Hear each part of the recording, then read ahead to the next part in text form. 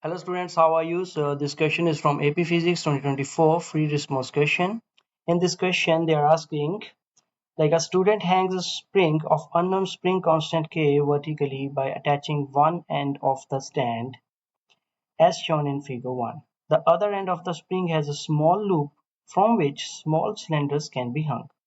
In addition to the spring, the student has access only to a variety of cylinders of unknown masses, a stopwatch and a digital scale. Now the question starts and you can see the diagram. There is a stand, there is a spring and hooks to the different cylinders with unknown masses. Now A part says design an experimental procedure the student could use to determine the spring constant K. So we need to find the value of K for this spring using these masses. In the following table, list the quantities that would be measured using only the provided equipment in your experiment. Define a symbol to represent each quantity. So we will see this is the table they have given you. First read the next para. In the space below the table, describe the overall procedure, provide enough details so that another student could replicate the experiment, including any steps necessary to reduce experimental uncertainties. As needed, use the symbol defined in the table. If needed, you may include a simple diagram of the setup with your procedure. So first of all, see,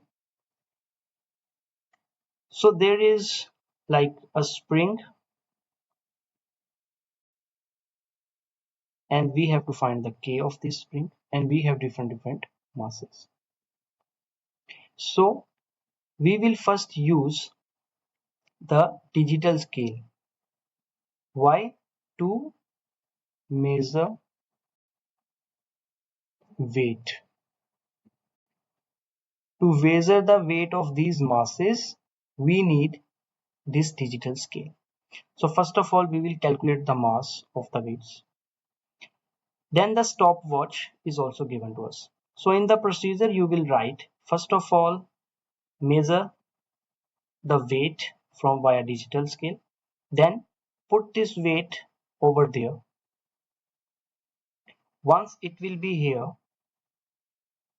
like this, then we have to pull it downwards a little bit. I'm just showing it.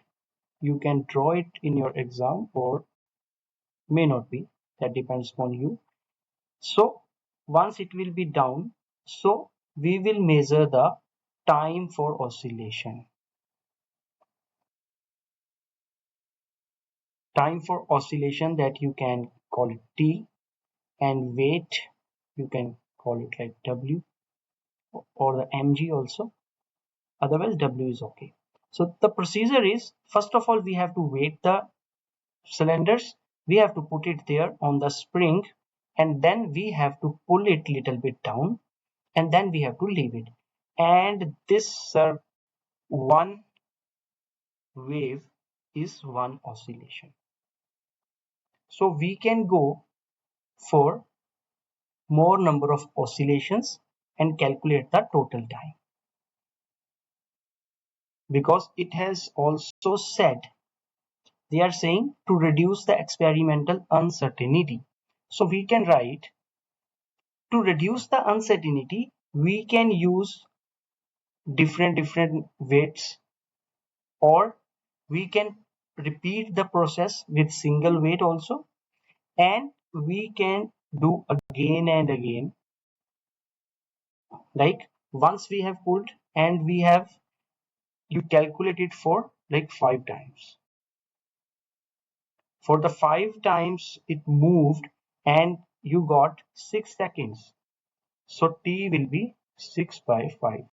So you will get more accurate oscillation time period. Otherwise it would be very difficult to get the single oscillation time. So this is the procedure. Let's move to B. Indicate the quantities that could be plotted to produce a linear graph. Those slope can be used to determine spring constant K of the spring. So for this we need the formula, and formula is for the spring.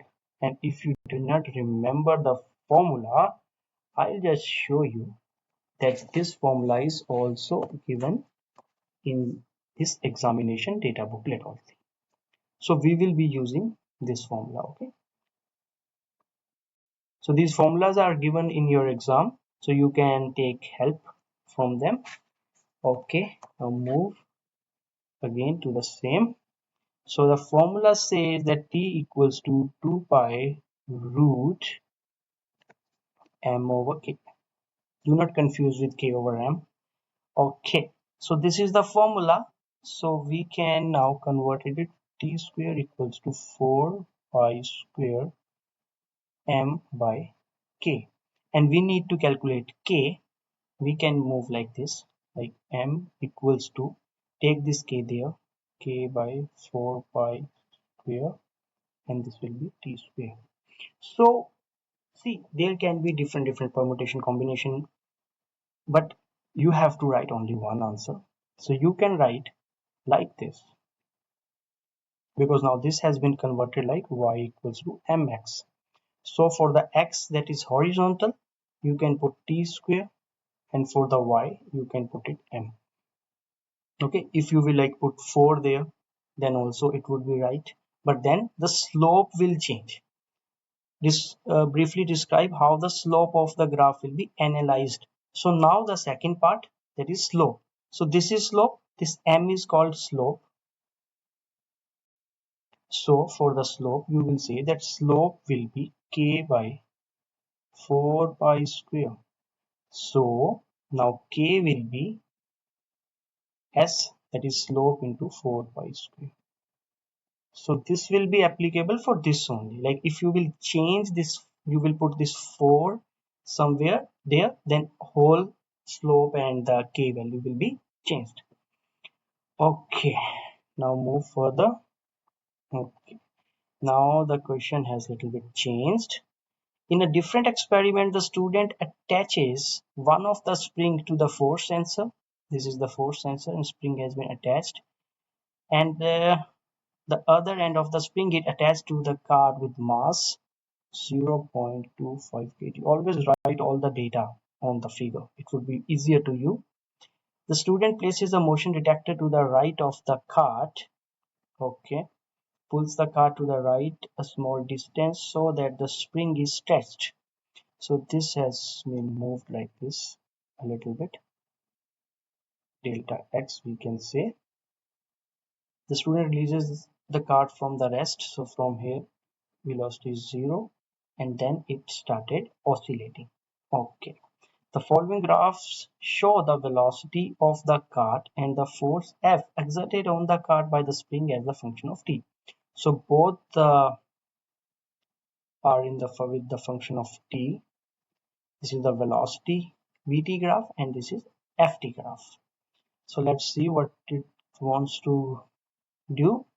Using the data in the velocity time graph, calculate the change in kinetic energy of the cart at t equals to 0.5 and 2. So at 0.5 here and at 2 here. Okay, let's see. Yeah, 2 seconds. So change in the kinetic energy. So change in the kinetic energy we have to calculate.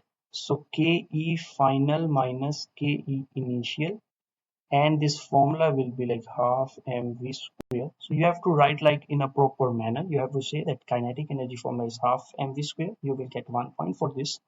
Then you have to put that change in kinetic energy is kinetic energy final minus initial.